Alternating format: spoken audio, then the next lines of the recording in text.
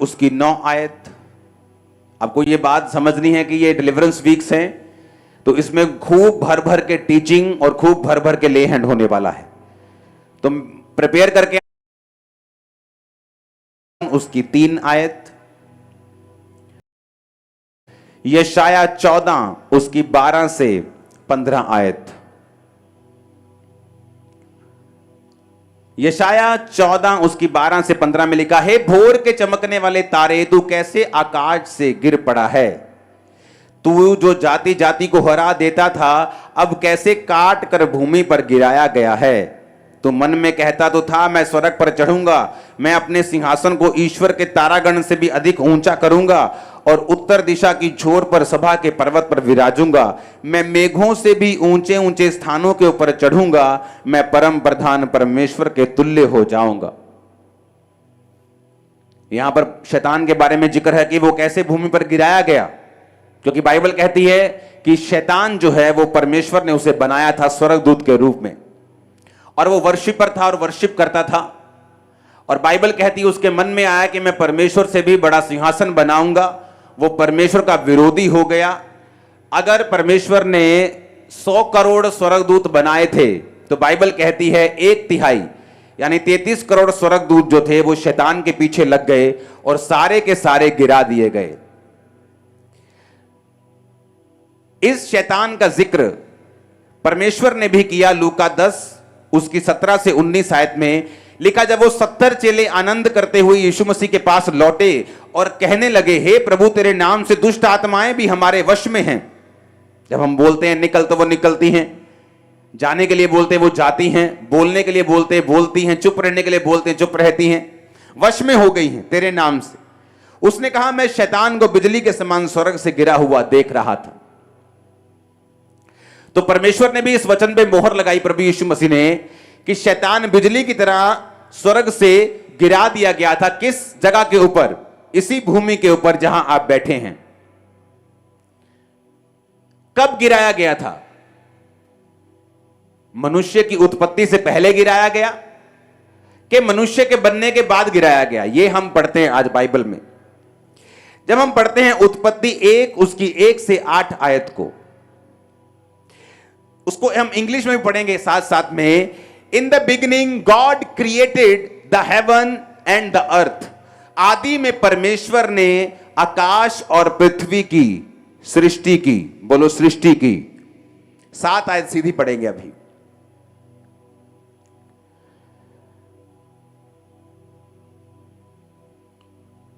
परमेश्वर ने एक अंतर बनाकर, क्या बनाकर? एक अंतर को बनाकर। पहली आयत में लिखा, इन द बिगिनिंग, शुरुआत में परमेश्वर ने आकाश और पृथ्वी की क्या की?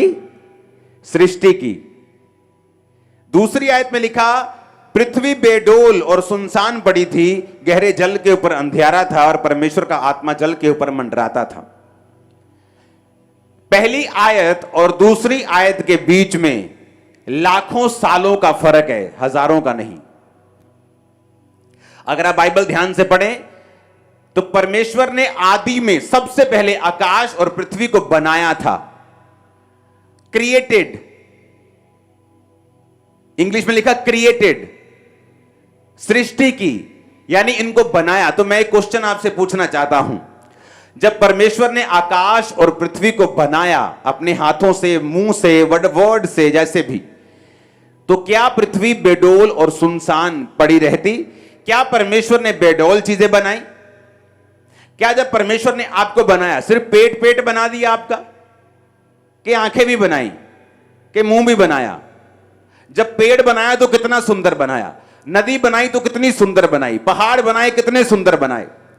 तो पृथ्वी को कैसे बेडोल और सुनसान बना दिया? क्योंकि आदि में जब परमेश्वर ने आकाश और पृथ्वी की सृष्टि की, वो बिल्कुल परफेक्ट थी, वो ब्यूटीफुल थी। और जब शैतान गिरा दिया गया इसी पृथ्वी के ऊपर, तब ये बेडोल हुई और तब ये सुनसान हुई। आप डायनासोर्स के अवशेष जब मिलते हैं, वैज्ञानिक क्या बोलते हैं? ये लाखों साल पहले के हैं। मेरी बात समझ आ रही है कि नहीं? वो लाखों साल कहां के हैं? ये 19 सालों की वो बात कर रहे हैं जब परमेश्वर ने पृथ्वी को बनाया था, आकाश और पृथ्वी की सृष्टि की थी।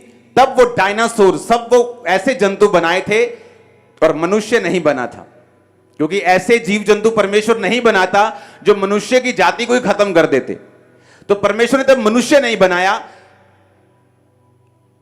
पेट्रोलियम निकलता है नीचे से, काला तेल जिसे आप बोलते हो, यूएई में निकलता है, दुबई में, सऊदी अरब में, हां या ना? वैज्ञानिक क्या बोलते हैं उसको, कि आज से कुछ खरब साल पहले पृथ्वी के नीचे सारे पेड़ पौधे दब गए थे, मछलियां सब कुछ दब गया था, कुछ एस्ट्रॉयड गिरा था, उल्का पिंड धरती के ऊपर गिरा था और सारे डायनासोर खत्म हो गए थे। पता है कि नहीं? बोला कि नहीं उन्होंने? कितने में सुनो, यह समझना जरूरी है शैतान कहां से आया, उसका मोटिव क्या है, तब मैं आगे बढ़ सकता हूं।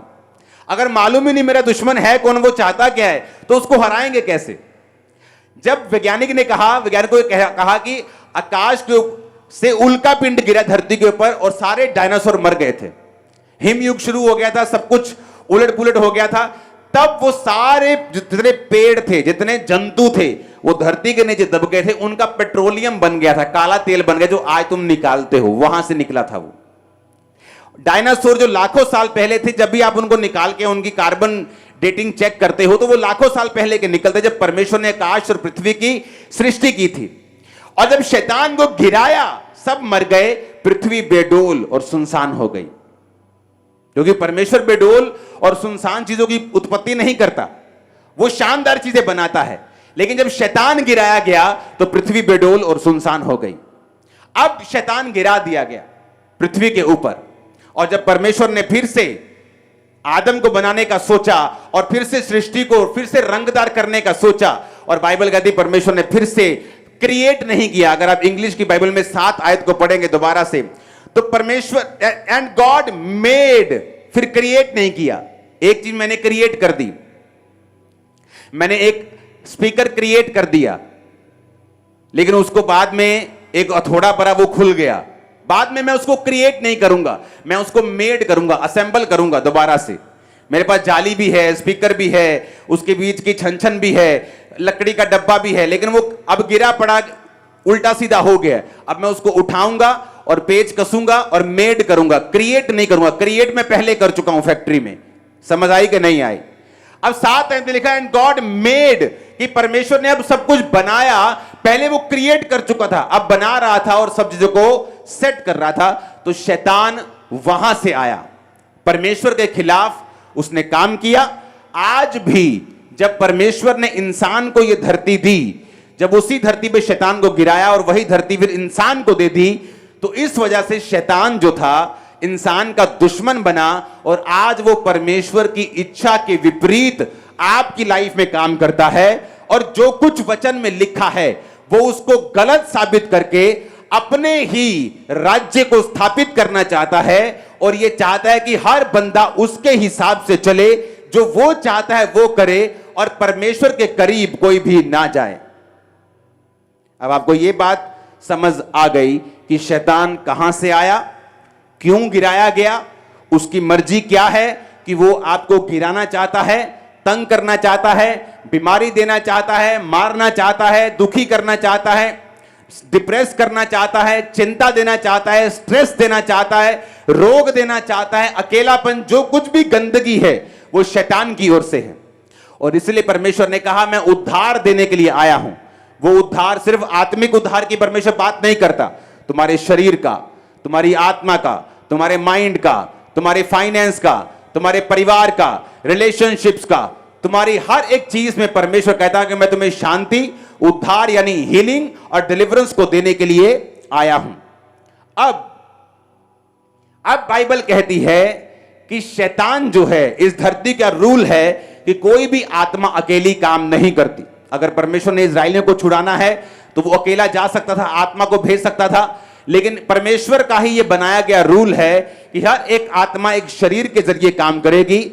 और आज भी शैतान अपने शरीर को चुनता है, वो लोग जो उसके सामने समर्पित होते हैं, उसके जैसे काम करते हैं, उनको वो चुनता है अपने काम करने के लिए। परमेश्वर भी चुनता है अपने लोगों को जो उसके सामने अपना सब कुछ समर्पित कर देते हैं उनके जरिए काम करने के लिए।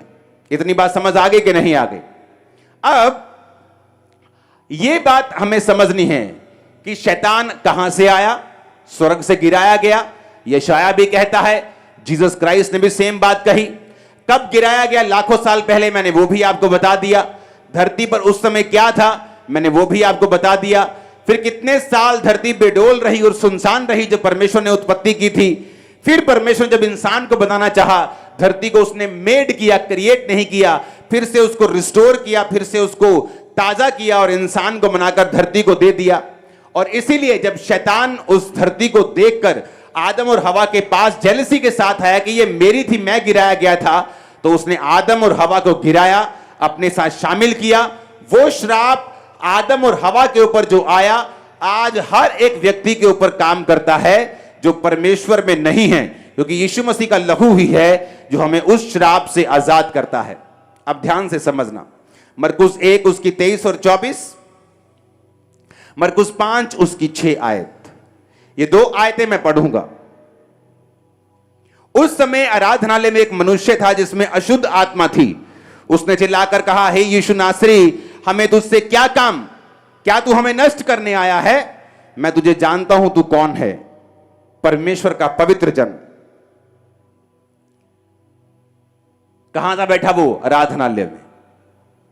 यीशु मसीह बोट पे जा रहे हैं, तूफान आया, यीशु मसीह ने शांत कर दिया। जहां पहुंचे बंदा कब्र से निकला, अपने आप को पत्थरों से घायल करता था, सांकलों बेड़ियों से, लोहे के बंधनों से बांध दो तो छुड़ा लेता था, अपने आप को तोड़ता था बंधनों को। और बाइबल क्या कहती है? ए लड़के उठ जा, यहां से उठ जा, वहां चल जा, कैमरामैन उठ जा, वहां चल जा, इधर से भाग जा। बाइबल क्या कहती है कि जीसस क्राइस्ट के भवन में बैठा हुआ बंदा चिल्लाता है। इसका मतलब दुष्ट आत्मा बिलीवर्स के अंदर बैठी थी। आराधनालय में कौन होते थे? यहूदी लोग। बाइबल कहती है जब पागल के पास यीशु मसीह आए तो मरकुस 5 और 6 में लिखा, 5 के 6 में लिखा, वह यीशु को दूर से ही देखकर दौड़ा और उसे प्रणाम किया। इंग्लिश में लिखा, ही वर्शिप हिम। उसके अंदर दुष्ट आत्मा का सेना थी पूरी, पर उसने वर्शिप की जीसस की। आज बिलीवर्स जो वर्शिप करते हैं कई, लेकिन फिर भी दुष्ट आत्मा से ग्रसित हैं। आराधनालय में बैठे हैं, चर्च में बैठे हैं, लेकिन फिर भी दुष्ट आत्माओं से ग्रसित हैं। क्या परमेश्वर चाहता है? नहीं। अगर परमेश्वर नहीं चाहता, बाइबल कहती है जब यीशु मसीह ने, अगर आप देखेंगे 12 चेलों को भेजा, तो एक वर्ड लिखा है कि यीशु मसीह ने अपने 12 चेलों को बुलाया और उन्हें अशुद्ध आत्माओं के ऊपर अधिकार दिया। सबसे पहली अथॉरिटी जो परमेश्वर ने दी वो थी अशुद्ध आत्माओं के ऊपर अधिकार। यानी जो सबसे इंपॉर्टेंट काम जीसस क्राइस्ट अपने चेलों को बता रहे थे वो ये था कि लोगों को जाकर दुष्ट आत्माओं से आजाद करो।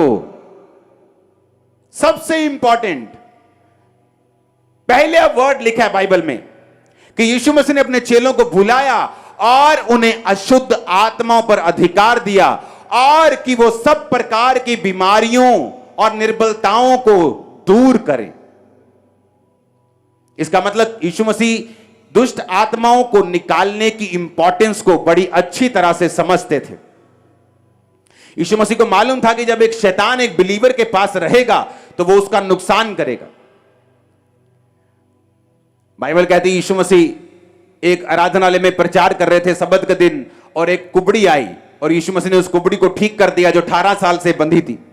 तो लोग चिल्लाने लगे, सब्त के दिन क्यों चंगा किया? तो यीशु मसीह ने कहा, वो लड़की जो अब्राहम की बेटी है, शैतान से बंधी हुई थी, क्या अच्छा नहीं था कि सब्त के दिन वो छुड़ाई जाती? अब्राहम की बेटी थी, यहूदी थी, क्रिश्चियन थी, तो भी शैतान की बंधी हुई थी। तो यीशु मसीह को मालूम था कि एक व्यक्ति आराधनालय में हो सकता है, चर्च में हो सकता है, वर्शिप कर रहा है, आराधनालय में मौजूद है, वचन सुन रहा है, लेकिन फिर भी दुष्ट आत्मा से ग्रसित हो सकता है। और इसीलिए परमेश्वर ने अपने चेलों को बुलाया और कहा मैं तुम्हें अशुद्ध आत्माओं के ऊपर अधिकार देता हूं कि तुम सब प्रकार की अशुद्ध आत्माओं को निकालो और बीमारों को चंगा करो। आज वो मिनिस्ट्री जो निग्लेक्ट कर दी जा चुकी है, क्योंकि दुष्ट आत्माओं को निकालना जो है वो पास्टर्स के लिए उनको कठिन काम लगता है, सिरदर्द वाला काम लगता है,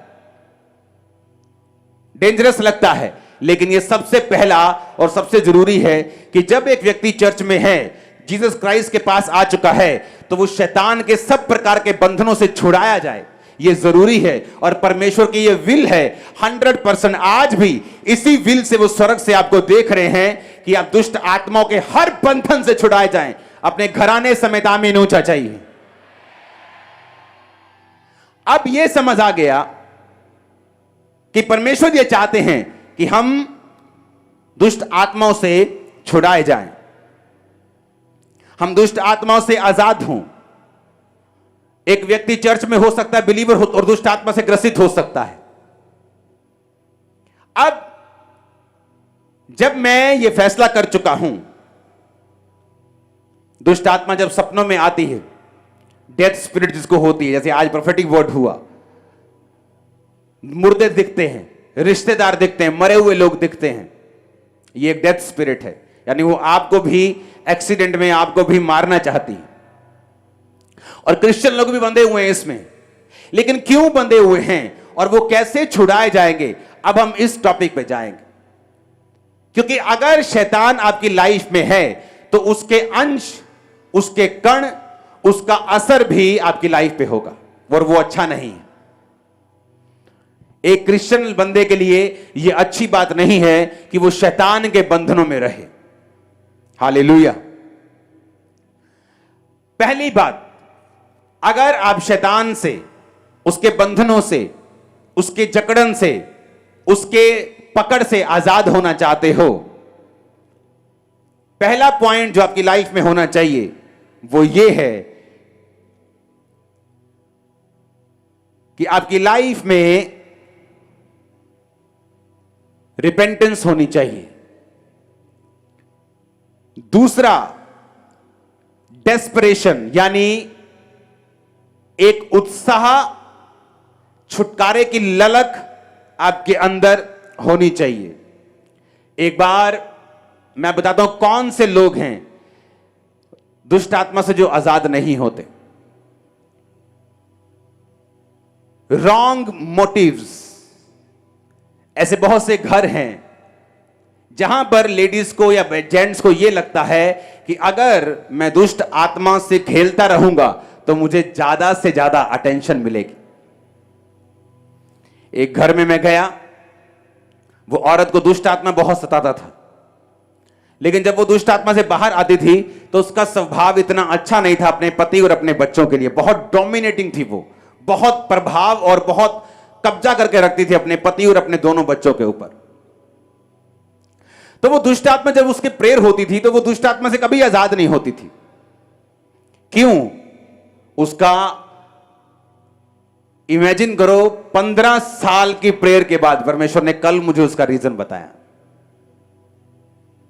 वो मुझसे मिलती नहीं, 15 साल पहले का कोई किसी चर्च में बुझाती नहीं, लेकिन मुझे वो केस याद था। बहुत से लोग ऐसे हैं जो ये सोचते हैं कि अगर वो खेलेंगे तो उनके परिवार का अटेंशन उनको मिलेगा जो उनको वैसे नहीं मिलेगा। और दूसरा,